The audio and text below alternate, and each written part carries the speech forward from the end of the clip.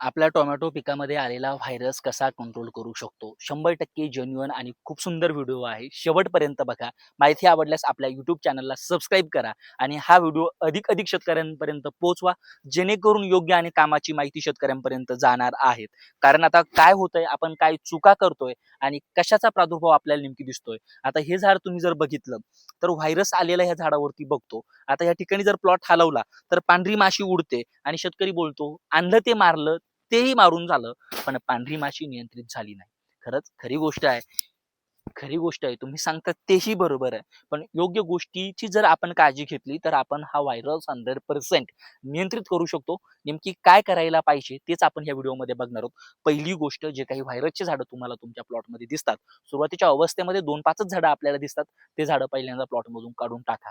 काय होतं, व्हरायटी खरंच डिस्क्वालिफाय आहे का? व्हरायटीची खरंच क्वालिटी बिघडलेली आहे का? ह्या गोष्टीला मीही दुजोरा देत नाही. खरं सांगतो, की व्हरायट्यांचा प्रॉब्लेम या ठिकाणी येतो आहे. रोपांचा प्रॉब्लेम त्या ठिकाणी आपल्याला 100% येतो आहे. पण आलेल्या प्रॉब्लेममुळे जो काही व्हायरस सुरुवातीच्या अवस्थेमध्ये दिसतो, त्याचा प्रसार नेमकी कशामुळे होतो? तर प्रसार हा फक्त रस शोषक किडीमुळे होतो. ही गोष्ट तुम्हाला त्या ठिकाणी समजून घ्यायची आहे. आता रस शोषक किडीमध्ये प्लॉटचा जर विचार केला, तर प्लॉटमध्ये 2च किडी सगळ्यात जास्त दिसतात. एक पांढरी माशी आणि दुसरा काळा मावा, ज्याला ॲफिड्स बोललं जातं, ब्लॅक ॲफिड्स. मग या दोन्हींचंही नियंत्रण झालं पाहिजे आणि सोबतच आपल्या पिकाची इम्युनिटी बिल्ड झाली पाहिजे. त्याच्यासाठी चांगल्या दर्जाचे खतं हे ड्रिप थ्रू गेलेच पाहिजे आणि जर चांगलं आपण आपल्या पिकाची काळजी घेतली, तरच आपला प्लॉट वाचू शकतो. ही गोष्ट तुम्ही कन्फर्म करून घ्या. दुसरी महत्त्वाची गोष्ट, सकिंग पेस्टला वेळेवरती नियंत्रित करा.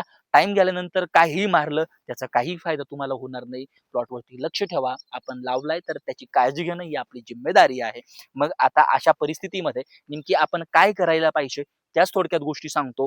टॉनिक जर वापरायचं असेल, पिजार वापरायचं असेल, मार्केटमध्ये कुणीही येतं, गूळ, ताक, अंडी एकत्र करा आणि त्यात आमचं प्रोडक्ट होता आणि ते तुम्ही मारा आणि ते मारल्यानंतर तुमचा प्लॉट बरा होईल.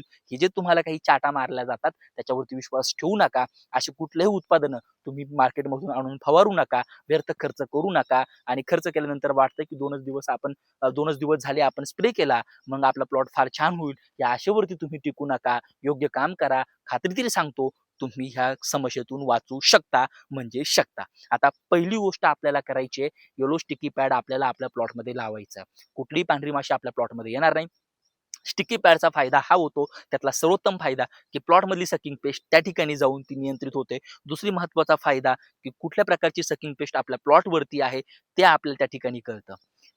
आता ह्या गोष्टींचं निराकरण झाल्यानंतर सगळ्यात महत्त्वाची गोष्ट, की असे काही तुम्हाला व्हायरसचे पानं दिसतात. आता प्लॉटमध्ये मी तुम्हाला तोडून दाखवतो. हे काय झालंय? सक केलंय. व्हायरसची सुरुवात इथून व्हायला लागलेली आहे. जर या प्लॉटवरती व्हायरसची सुरुवात झाली, तर हे जे फळ आहे, या फळाची साईज होणार कशी? या फळाची गुणवत्ता राहील कशी? आणि हे फळ मार्केटला जाऊन विकल कसं? या खूप समस्या आपल्याला येणार आहे. याच्यासाठी सकिंग पेस्ट कंट्रोल हा सगळ्यात महत्त्वाचा मुद्दा आहे.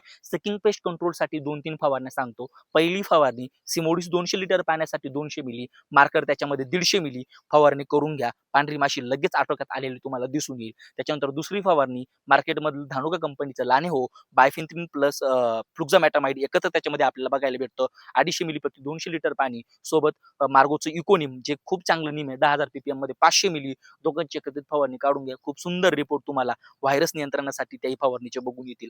त्याच्यानंतर पिकाची इम्युनिटी बिल्ड झाली पाहिजे म्हणून काय फवारणी आपण घ्यायला पाहिजे. ईशा ॲग्रोचं मार्केटमध्ये प्रोपॅक भेटतं. खरंच सुंदर प्रोडक्ट आहे. महाग आहे पण सुंदर आहे. 200 लिटर पाण्यासाठी 500 ग्रॅम घ्या. त्याच्यासोबत वापरताना तुम्ही एक चांगलं सीवीड घ्या. माझं तर वैयक्तिक मत आहे, सीवीड वापरताना तुम्ही त्या ठिकाणी जर स्टिम्प्लेक्स वापरलं, खूप सुंदर रिपोर्ट भेटतात. 500 मिली तेही घ्या. सोबत एखादं साधं बुरशीनाशक जसं की अँट्रोकॉल वगैरे तुम्ही घेऊ शकता 500 ग्रॅम. ही फवारणी जर तुम्ही आपल्या प्लॉटवरती केली, तर इम्युनिटी बिल्डअपसाठी तुमच्या प्लॉटमध्ये फार फायदा या फवारणीचा झालेला दिसून येतो. त्याच्यानंतर आणखी महत्त्वाची गोष्ट, ड्रिप थ्रू 1 लिटर इसाबियन आणि 5 लिटर दूध जर तुम्ही ड्रिपनं दिलं, तरी खूप सुंदर इम्युनिटी पिकाची बिल्ड होते आणि चांगलं पीक त्या ठिकाणी तुमचं राहतं. फॉस्फरस, पोटॅश लेव्हल वाढली पाहिजे म्हणून 8 दिवसाच्या अंतरानं पहिल्यांदा कॉम्पोची 0,4037 2.5 किलो प्रति एकर आणि त्याच्यानंतर इंडिकेमची 0,4247 2.5 किलो प्रति एकर 8 दिवसाच्या अंतरानं हे 2 ॲप्लिकेशन करून घ्या. सुंदर रिपोर्ट भेटतात.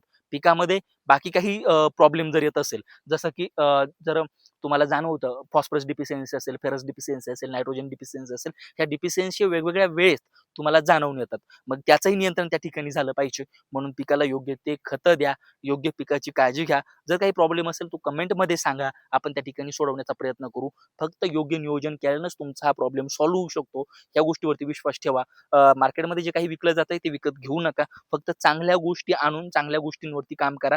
खूप फायदा तुमचा त्या ठिकाणी होईल. पहिली गोष्ट खर्चापासून तुमची बचत होईल आणि दुसरी गोष्ट तुमचा प्लॉट त्या ठिकाणी व्यवस्थित राहील. जर तुम्ही ह्या काळजी घेतल्या नाही तर तुमचं फार मोठं नुकसान होईल. तुम्ही कर्जबाजारी व्हाल. फक्त काळजी घ्या, व्यवस्थित नियोजन करा. आता हा प्लॉट बघशाल आपलाही आहे. फक्त नियोजन व्यवस्थित आहे. खूप सुंदर प्लॉट आहे. जर नियोजन व्यवस्थित केलं तर त्याचं फळ तुम्हाला नक्की भेटेल. Stay tuned.